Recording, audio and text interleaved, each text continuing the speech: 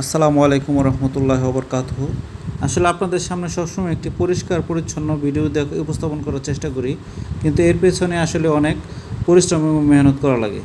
এবং আজকে আমি গোবর উঠাইতেছি এবং গোবরগুলি আমরা সবসময় একটাই স্থানে নির্দিষ্ট স্থানে ফেলে রাখি এবং গোবরগুলি এখানে শুকিয়ে গেলে ওই গোবরগুলি আমরা বিভিন্ন গাছগাছালিতে আমরা ব্যবহার করি এবং কিছু গোবর আমাদের শুকিয়ে জ্বালানির জন্য রান্নাবান্নার জন্য ব্যবহার করা হয়। এবং বর্ষা মৌসুম আমরা পুরো গোবরটা আমরা পুকুরে দিয়ে দিই মাছের খাবারের জন্য এবং সেখানে এবং ন্যাচারালভাবে অর্গানিক একটা মাছের একটা ভালো খাবার হয়।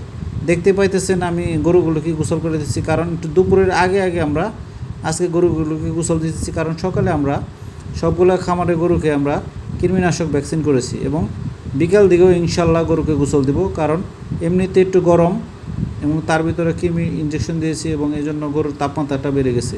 এখানে দেখতে পাচ্ছেন আমি 2টি গর্ত আগে থেকে করে রেখেছিলাম এবং পরবর্তীতে আমি এই গর্তগুলোকে কূপ দিয়ে মাটিগুলো ঝুরঝুরে করে নিয়ে কিছু এখানে আজকে বীজ বপন করব, কারণ বাজার থেকে আমরা তেমন একটা চারা কিনে এনে লাগাই না।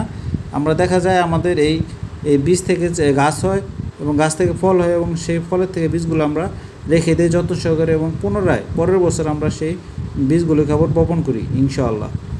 এবং আমাদের এই ভিডিওগুলো যদি আপনার কাছে ভালো লাগে এবং পছন্দ হয় তো অবশ্যই লাইক এবং শেয়ার করে দিবেন। আসসালামু আলাইকুম রহমতুল্লাহ।